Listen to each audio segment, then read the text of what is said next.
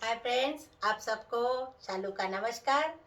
कल मैंने आपके अपने कॉलेज के जामिया मिलिया कॉलेज के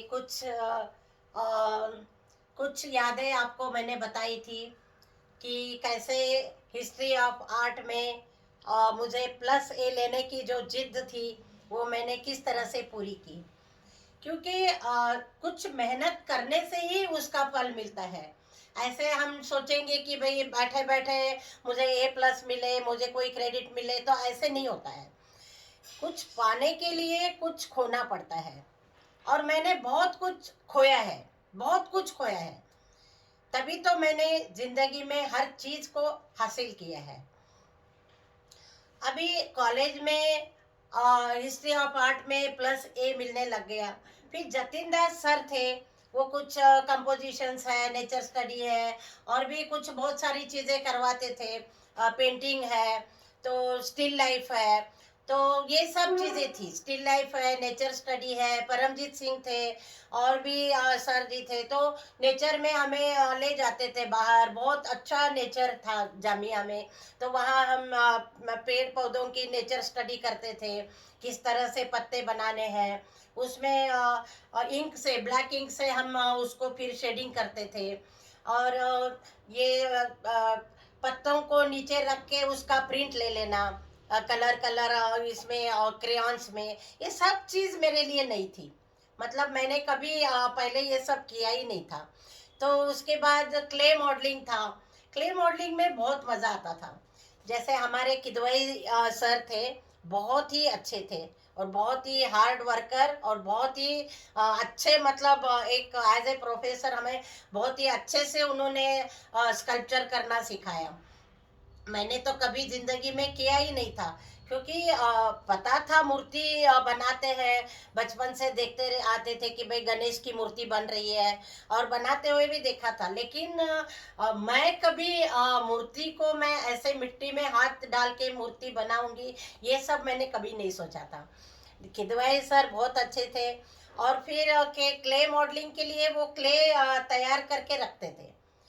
और कभी कभी जिस दिन क्ले नहीं होती थी, उस दिन हमें खुद को वो पानी डाल के गूंदना पड़ता था। मिट्टी को प्रॉपर अच्छे से गूंद के फिर हमें क्ले मॉडलिंग के लिए वो क्ले यूज करनी पड़ती थी। ज़्यादातर क्ले बना के रख देते थे, और फिर हम शुरू करते थे। शुरू शुरू में छोटी छोटी चीज़ें सिखाई, और उसके बाद फिर उन्होंने हमें हाथी, घोड़े और ये सब बनाना सिखाया। उसके लिए मिट्टी कैसे बेलनी है, कैसे मिट्टी को सॉफ्ट करना है, उसको कैसे बेलना है, रोल करना है, उसको कैसे पानी से हाथ पे, उसके टूल्स भी आते हैं, मिट्टी के टूल्स भी आते हैं।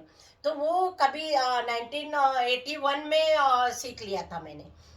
मिट्टी को गूंद के उसका रोल करके फिर उसको अलग अलग शेप देना है, आंखें कैसे बनानी है, नाक है, ये सब क्ले मॉडलिंग में हाथी की सूंड कैसे बनानी है। मतलब बहुत सारी चीज़ें उसके टूल्स आते थे, 5-6 टूल्स होते थे। उससे वो मिट्टी, एक्स्ट्रा मिट्टी निकाल निकाल के हमें शेप देना पड़ता था। तो बहुत ही इंटरेस्टिंग था। मतलब प्रैक्टिकल वर्क। जैसे हम क्ले मॉडलिंग के लिए खड़े हो जाते थे, तो हमें पता ही नहीं चलता था कि कब 4-5 घंटे हो गए। और बहुत ही खुशी होती थी कि भाई मैंने बनाया है। तो ये एक अलग खुशी होती है। जो चीज़ हम खुद अपने प्रैक्टिकल में करते हैं, उसको देख के तो बहुत अच्छा लगता है। उसके बाद एक सब्जेक्ट और था, वुड वर्क। देखिए, कभी कारपेंटर का काम भी करना पड़ गया। कभी सोचा ही नहीं था। कारपेंटर में हमारे सर थे, बहुत ही अच्छे सर थे, और याद नहीं आ रहा है नाम उनका। यासीन सर, नहीं यासीन नहीं थे, कोई और चेहरा याद आ रहा है, नाम याद नहीं आ रहा है, भूल गई मैं। तो वो सर बहुत ही अच्छे हंसमुख थे, और उन्होंने हमें वो वुड वर्क सिखाया। तो वो वुड वर्क करते समय लकड़ी को कैसे काटना है, पूरा आरी से ऐसे कटिंग करके उसके पीसीस लेते थे हम लोग, और फिर पीसीस लेके बैंगल बॉक्स बनवाया था। वो बैंगल बॉक्स मेरे पास अभी भी मौजूद है।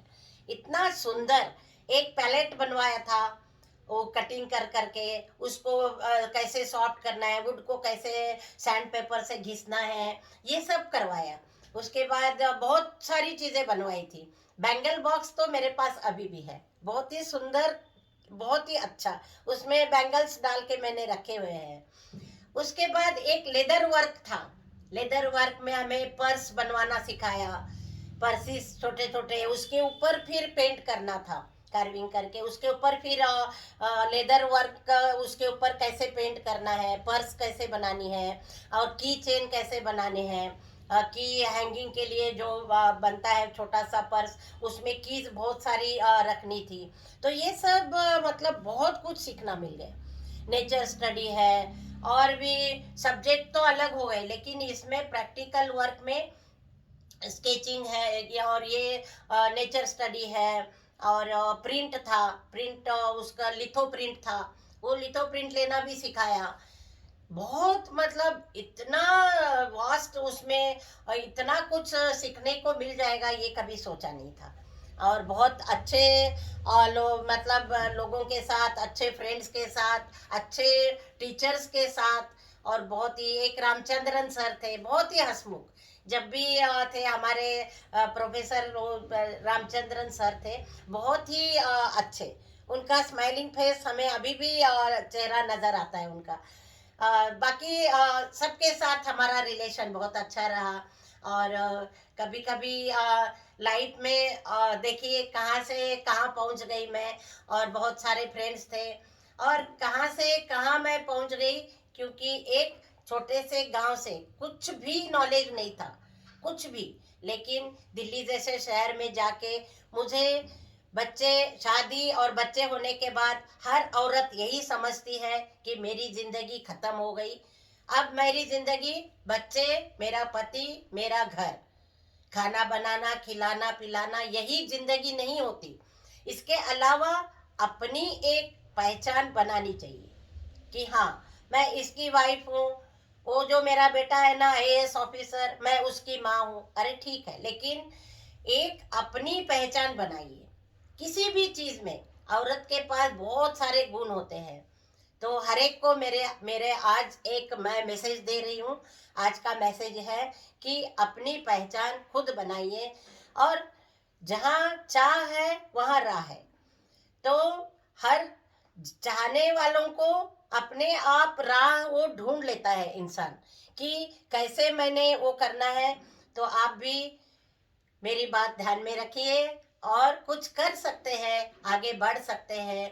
कभी भी ऐसा मत सोचिए कि हम पीछे हैं। हर चीज में थोड़ा बहुत आगे आगे जाते जाते आप भी सीख जाएंगे। तो आज मैंने फिर आपके सामने कॉलेज की बात बताई, और बहुत ही मुझे अच्छा लग रहा है। मैं अभी भी ऐसे लग रहा है मैं वही कॉलेज के दिन में मैं डूब गई हूँ। तो आपको धन्यवाद आप सबका। और ज़रूर लाइक करें, शेयर करें और सब्सक्राइब करें। धन्यवाद।